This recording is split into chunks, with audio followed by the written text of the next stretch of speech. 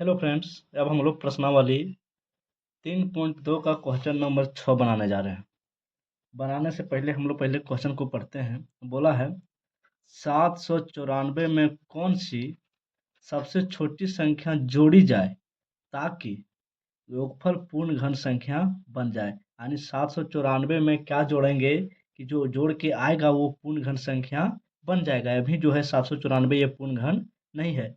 प्राप्त पूर्ण घन संख्या का घनमूल भी निकालिए और जो संख्या प्राप्त होगा जोड़ने के बाद उस संख्या का घनमूल भी निकालना है। तो 794 इससे क्या पता चल रहा है कि पूर्ण घन है नहीं, इसमें कुछ जोड़ेंगे तो पूर्ण घन होगा। इसको बनाने के लिए सबसे पहले क्या करेंगे, देखते हैं कि 794 जो है सो कोई संख्या का पूर्ण घन के नज़दीक है। तो उसके लिए हमको पहले 1 से 10 तक का घन देखना पड़ेगा। तो देखिए 1 से 10 तक का हम अगर घन देख रहे हैं तो 794 जो दिया गया है वो किसके नज़दीक है। 9 का क्यूब करते हैं तो 729 आता है और 10 का क्यूब करते हैं तो 1000 आता है। यानी 794 ये दोनों घन के नज़दीक है।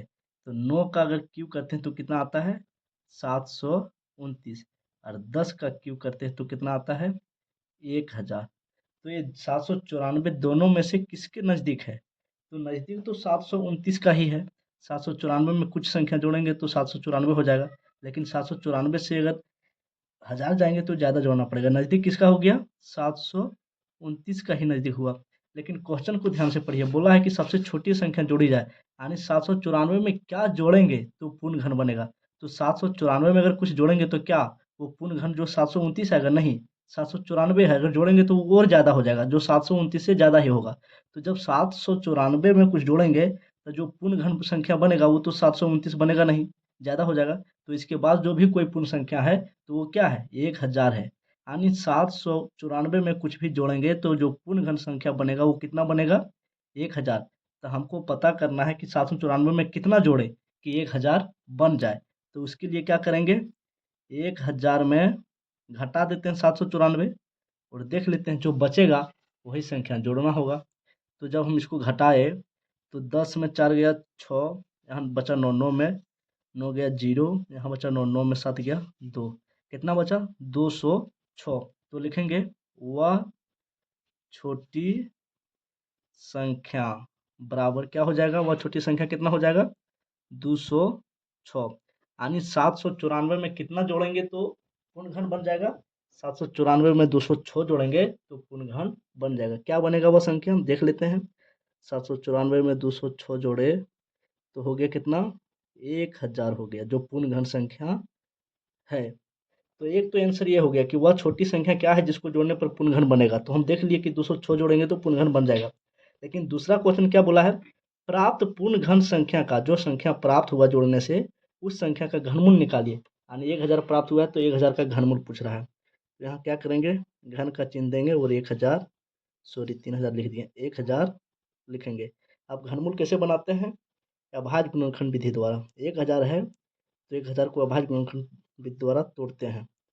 2 पच्चे 10, 2 शून्य बच गया, फिर यहाँ 2 से 2 दूना 4 बचा, 1 पर शून्य 10, तो 2 पच्चे 10, 1 शून्य है तो 1 शून्य, फिर 2 एक के 2, यहाँ है 5, तो 2 दूना 4 बचा कितना 1, 1 पर शून्य 10, 2 पच्चे 10, फिर काटते हैं 2 छक्के 12, 2 से नहीं कटेगा तो 3 से भी नहीं कटेगा, 5 से डाट कटेगा, 2 3 से काट के देखिए नहीं कट रहा है, तो 5 दूना 10, यहाँ बच गया 2, 2 पर 5 25, तो 5 पच्चे 25 और फिर 5 पच्चे 25। तो इसका जब हम घन को तोड़े 1000 का तो क्या आया 2 2 2 3 बार है और 5 5 5 3 बार है। घन में क्या होता है जब कोई संख्या 3 बार रिपीट करता है तो एक जोड़ा लगता है। तो 2 का एक जोड़ा लगा और 5 का एक जोड़ा लगा, अभी बाहर हो जाएगा। तो एक जोड़ा के बदले एक बार 2 और 5 का एक जोड़ा के बदले एक बार 5, तो 2 पचे कितना हो गया 10। यानी जो घन था उसका घनमूल 10 निकला और उसमें जो संख्या जोड़ना था वो कितना निकला 206 निकला। क्वेश्चन नंबर 6 में 2 ठो क्वेश्चन दिया है। दूसरा क्वेश्चन पढ़िए, क्वेश्चन 6 का ही दूसरा में क्या बोला है, 794 में कौन सी सबसे छोटी संख्या घटाई जाए ताकि योगफल पूर्ण घन बन जाए। उसमें बोला था क्या जोड़ना है कि पूर्ण घन बन जाएगा, और इसमें बोला है कि 794 में क्या घटा दे कि पूर्ण घन बन जाएगा, और जो संख्या आएगा उसका घनमूल भी निकालने बोला है। तो वही देखेंगे कि 794 किस घन के नज़दीक आता है। तो हम देखें जब 1 से 10 तक जब हम घन देखें, तो 1 से 10 तक जब हम घन देख रहे हैं, तो जो 794 हो किसके नज़दीक आ रहा है? 729। तो 9 का क्यूब करेंगे, 729 होता है। यानी 794 किसके घन के नज़दीक आया? 9 का क्यूब किए तब 729 के नज़दीक आया। तो बोला है 794 में क्या घटाया जाए? तो 794 में अगर कुछ हम घटाएंगे, तो 794 में जब भी कुछ घटाएंगे तो 794 से कम ही आएगा। 10 का घन 1000 है, 1000 तो आएगा नहीं। 794 में कुछ घटाएंगे तो इससे कम क्या आएगा? एक घन आएगा, 729 आएगा। तो 729 लाने के लिए 794 में क्या घटाए, इसके लिए क्या करना पड़ेगा? 794 में घटा के देख लेते हैं 729 को।